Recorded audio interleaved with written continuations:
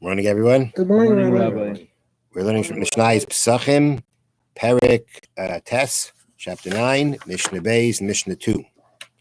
Now, the previous Mishnah, yesterday's Mishnah, taught us that if a person is tamei, impure, or b'derech rechaika, or too far, or considered too far to be able to reach the Beis HaMikdash to slaughter the Korban Pesach, so then they bring a Pesach Sheni.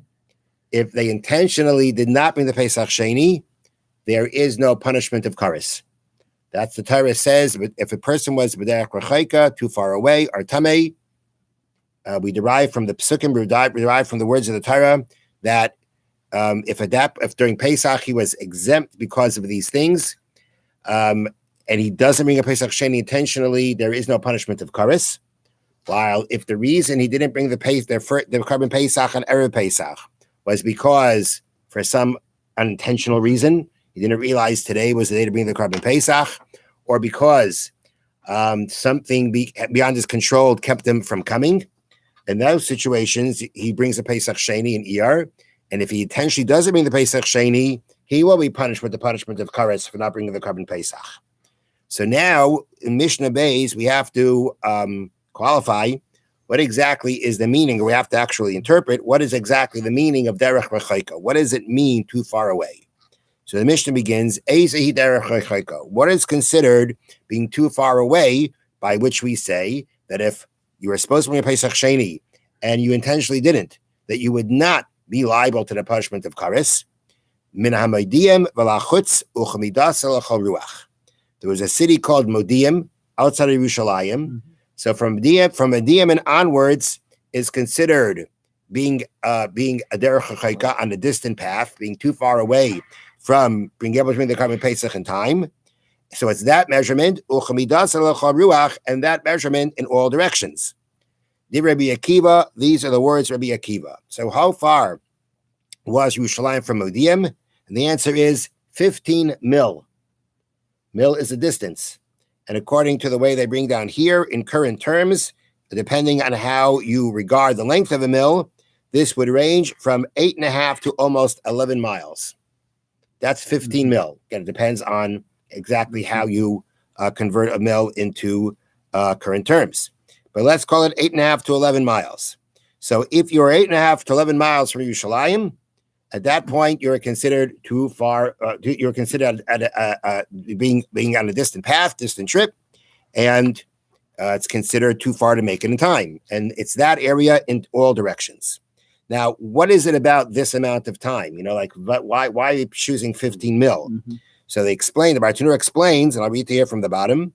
An average person walking at a normal pace can cover 15 mil in 6 hours. Okay? Now, during the month of Nisan, sunrise is a full 6 hours before noon. Therefore, a person within 15 mil of Yerushalayim at sunrise of Erev Pesach can reach the Beis HaMikdash in time for the slaughtering of the Pesach offering, which begins according to Torah law at noon.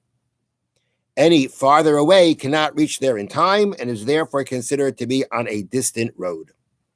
So that's the point. The point is, what's the last point by which you could walk to Yerushalayim, make it in time for the time of the slaughtering of the Korban Pesach? The answer is, it would be what could you do in 6 hours? What could you do from sunrise of Erev Pesach until noontime, which is the time that you can slaughter the Korban Pesach? That's the determining factor of what's called distant or not. And according to Rabbi Akiva, a distant path means distant. It's not about you. It's about the fact that it's distant. And we determine the distance by the 15 mil. Rabbi Eliezer says, it is considered being distant even if you cannot enter the askufa. That means from the threshold of the temple courtyard and beyond. That means if, let's say, you were at the temple, you were at the threshold of, you're about to enter the chutzner, the courtyard of the Beis HaMikdash, right? And that's the point that you were, and you couldn't go in for some reason, you are called distant. So that means like this, according to Eliezer. You are going ahead and you are walking and you are making your way to the Beis HaMikdash. You're about to enter the chutzner. You're about to enter the area where the Beis Hamikdash is going to be slaughtered, and then you got sick. You fainted. You passed out. You couldn't make it in. You missed the time. You couldn't make it in. So there's really two ways of looking at this person. You can look at this person as the person who couldn't make it because it was beyond his circumstances, right? Which you would say, well, he was there. The only reason he didn't go in was because he got sick or he passed out. We should call him an honest. We should call him the person. We should stick him in the category of the person who couldn't bring the Korban Pesach because it was beyond his ability. Something happened. Circumstances prevented him from doing it. Rebbe Lezer says no. Even if, practically speaking, it was an honest, it was an ones, it was some kind of circumstance that prevented you from coming in. But if at the point that happened, you were not in the Beis Hamikdash, you're called distant. You're called distant. That's called distant. Okay? Which really sounds according to Rebbe Lezer, the only person who, let's say, is considered an honest, right, will be a person who's in the chutzner, right? He was in the chutzner, he was there in time, and then he passed out. He got too sick. He couldn't participate.